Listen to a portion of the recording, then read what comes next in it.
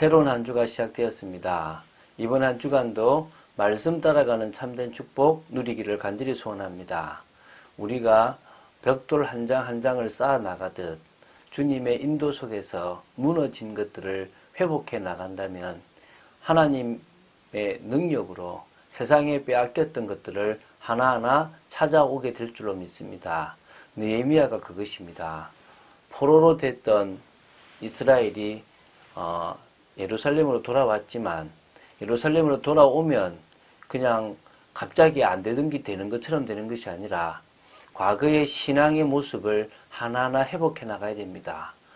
회개할 것은 회개하고 돌아설 것은 돌아서야 됩니다. 우리의 인생도 마찬가지입니다.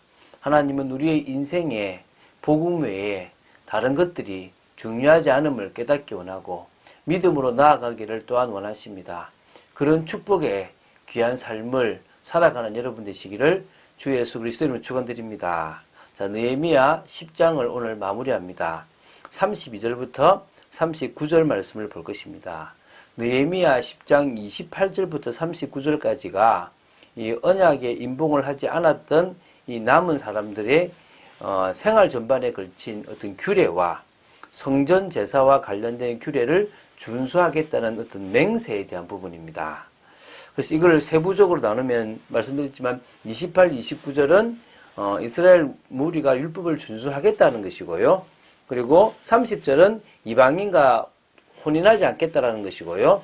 31절은 안식일과 성일이나 안식년을 지키겠다는 것입니다. 이제 우리가 오늘 볼 32절부터 39절까지는 이 성전과 예배와 관련된 어떤 각종 규례와 모든 것들을 준수하겠다라는 그런 맹세를 하는 부분입니다. 그래서 오늘 그 부분을 좀 보면서 또 우리가 회복하고 우리가 온전하게 드려야 될 것들이 무엇인지를 찾고 하나님이 원하시는 계획들을 발견하게 되길 바랍니다. 먼저 32절부터 34절을 읽겠습니다.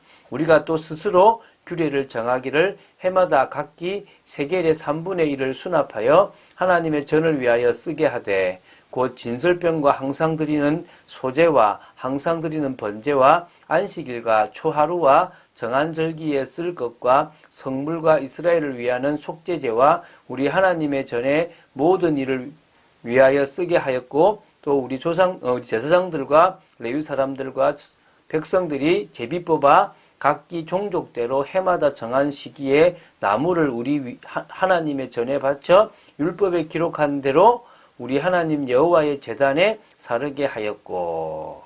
자, 이 32절부터 34절은요. 성전 제사를 올바로 지켜나가기 위해서 이제 이스라엘 백성들이 맹세하는 부분들인데요. 그 중에 중요한 것이 뭐였냐 그러면 이제 성전세를 말하는 겁니다. 이 32절에는 백성들이 매해 세겔의 3분의 1을 성전세로 납부하겠다라는 맹세를 합니다. 사실 율법의 요구를 보면요. 이 성전세에 대한 것이 출애굽기 30장 11절부터 16절에 나오는데요. 보편적으로 20세 이상 된 이스라엘 성인 남자는 생명의 속전으로 반세겔을 바쳐야 했습니다. 그러니까 3분의 1이 아니라 반세겔을 바치고요. 그것은 모두 성전을 위해서 사용되었다고 합니다. 그래서 한 세겔은 은으로 11.4g에 해당되는데 반세겔이라 그러면은 5.7쯤 요 정도 되겠죠. 그죠? 요렇게 정도 되는 것을 매해 은으로 드려야 되는데요. 이게 지금 사실은 어떻게 되냐 그러면 이제 이렇게 그 정도로 가난하고 이렇게 드릴 수가 없기 때문에 지금 이 포로를 귀환한 이후에 경제적이 나빴기 때문에 아예 못 드렸는데 다시 3분의 1이라도 지금 드리겠다라고 지금 서원을 시작하는 부분이 나오는 겁니다. 우리가 한 번에 무너진 것을 회복할 수 없지만 조금씩 성전을 위한 회복들을 시작한다면 하나님은 다시 물질의 복도 허락하시고 다른 것도 진행하시는 거죠. 그래서 이제 33, 34절은요. 그 성전세를 가지고 이 진설병 그리고 항상 드리는 소제, 항상 드리는 번제, 그리고 안식일과 초하루에 정한 절기에 여러 쓰는 물건들, 특히 성물이죠, 그죠? 그리고 그 하나님의 전에 필요한 모든 일을 위해서 그 성전세를 가지고 썼다는 것입니다. 그리고 제사장들과 레위 사람들과 백성들이 제비 뽑아서 이 정한 시기에 나무도 이렇게 드리는 또 하는 일에 이 성전세를 사용했다고 보면 됩니다. 그래서 교회가 교회다워지는데 여러분이 내는 헌금이 들어가는 거죠. 그래서 그 헌금이 중요한 일에 쓰일 수 있다면 그 교회는 하나님이 부어주시는 축복의 교회가 되어지는 것입니다.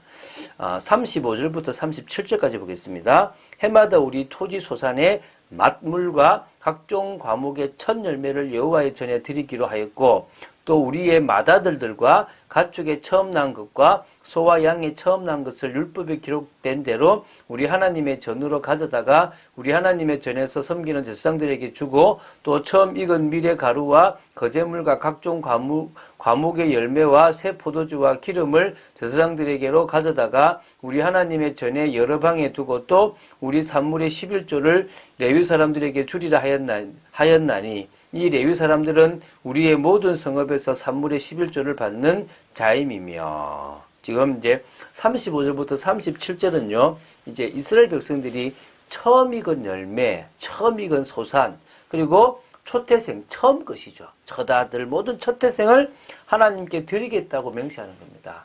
이게 사실 유월절과 관계 있는 거지 않습니까? 그죠? 그래서 그런 부분들이 당연히 드려져야 될 것인데, 지금까지는 드려지지 않고 자신의 것처럼 썼다는 겁니다. 그래서 35절에는 이 토지 소산, 특히 과일, 이 모든 것의 만물을 하나님께 드리겠다는 맹세를 출애굽기 23장 19절, 34장 26절, 신명기 26장 2절에 근거하여서 다시 드리겠다고 한 거고요. 36절은요, 자신들의 장자와 생축의 첫 새끼를 하나님께 드리겠다는 맹세인데요. 이것 때문에 오히려 하나님께서 복을 주시고 생명의 축복을 주시는 것들이 시작되는 거죠. 그래서 이 37절에는요, 이렇게 바쳐진 모든 것들이 사실은 레위인들을 위하여 쓰여졌다는 것입니다. 그래서 그 11조를 레위인들이 받아서 레위인들의 생활비, 왜 다른 지파들은 땅을 기업으로 받았는데 레위인들은 받지 않았기 때문에 10분의 1을 가지고 그들이 살았다는 것을 지금 이야기하고 있습니다. 자, 이제 지금 38, 39절 줄이겠습니다. 레위 사람들이 11조를 받을 때에는 아론의 자손 제사장 한 사람이 함께 있을 것이요. 레위 사람들은 그 11조의 10분의 1을 가져다가 우리 하나님의 전 곳간에 여러 방에 두되 곧 이스라엘 자손과 레위 자손이 거제로 드린 곡식과 새 포도주와 기름을 가져다가 성소의 그릇들을 두는 골방 곧 섬기는 제사장들과 문지기들과 노래하는 자들이 있는 골방에 둘 것이라. 그리하여 우리가 우리 하나님의 전을 버려두지 아니하리라. 자, 11조를 드리는 것에 제사장 한 명을 세웁니다. 세우는 이유는요, 어떤 의미가 있냐 그러면 백성들이 바친 11조의 정확한 양을 확인하고요. 그 중에 레위인들이 또 각자에게 공정하게 분배를 하고 또 그 레위인들의 11조가 제사장들에게 드려야 되거든요. 그 부분에 대한 확인도 필요하기 때문에 이렇게 했다는 것입니다. 그래서 지금 이게 우리 하나님의 전을 버려두지 아니한다 그런 겁니다. 이게 무슨 말이냐면요. 하나님은 우리가 내는 헌금이 필요해서 가난해서 돈을 달라고 하는 게 아닙니다. 하나님은 성도들을 위해서 목회자를 세웠고 그 목회자를 하여금 성도를 위해서 기도하고 영적인 것을 책임지라고 세웠습니다. 그래서 그들의 기업을 목회자의 기업을 누구한테요? 성도들에게 줬기 때문에 성도들이 11조를 내는 논리를 통해서 교회가 교회다워지고 목회자가 성도를 위해서 기도하니까 성도들이 은혜 속에 있게 되는 겁니다. 물론 만인 제사장이기 때문에 성도들도 축복권이 있고 다 있습니다. 그러나 그들은 일을 가지고 있고 또 은혜가 필요한 사람이기 때문에 누군가는 기도하고 말씀을 주고 모든 일들을 통해서 하나님의 은혜가 계속 전달되게 해야 되는 겁니다. 바로 그 시대에 있었던 것처럼요. 이게 지금 하나님이 하시는 방법들인 겁니다. 정말 중요한 것들은 우리가 말씀에 대한 사실적인 믿음으로 오늘 이 모든 것들을 믿음의 눈으로 제대로 봐나가고 순종해 나간다면 귀한 축복의 시간들이 되어질 줄로 믿습니다.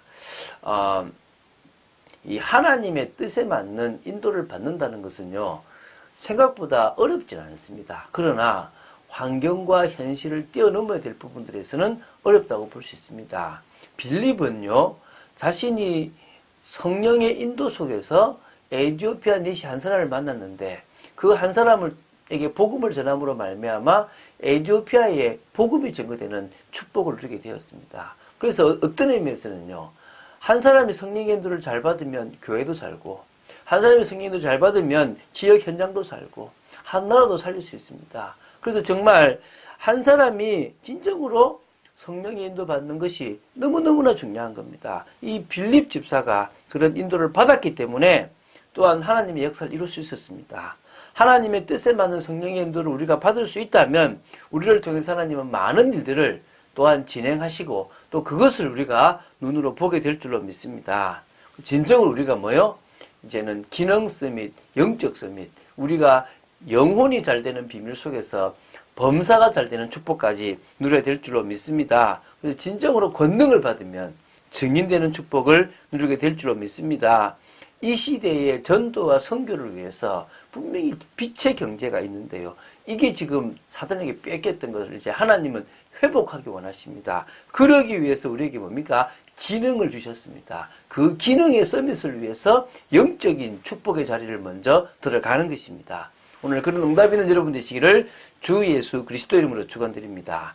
주는 그리스도시요 살아계신 하나님의 아들이심을 고백합니다. 말씀 따라가는 참된 축복을 누리기를 간절히 소원합니다. 하나님의 은혜 가운데 들어가는 정말 저희들 되기를 간절히 소원합니다. 역사하여 주시옵소서. 은혜를 내려 주시옵소서. 주님만을 바라봅니다. 말씀 속에 있는 축복된 저희들 되기를 간절히 소원합니다. 역사하여 주시옵소서. 아버지 하나님, 하나님의 역사를 보고 기도합니다. 정말 저희들이 무너진 것들을 하나하나 회복하고 현장에 이 생명의 빛이 증거되는 축복의 사람으로 서기를 간절히 소원합니다. 오늘도 믿음 따라가는 축복의 저희들 걸음 되기를 간절히 소원하며 주 예수 그리스도 이름으로 기도드립니다. 아멘.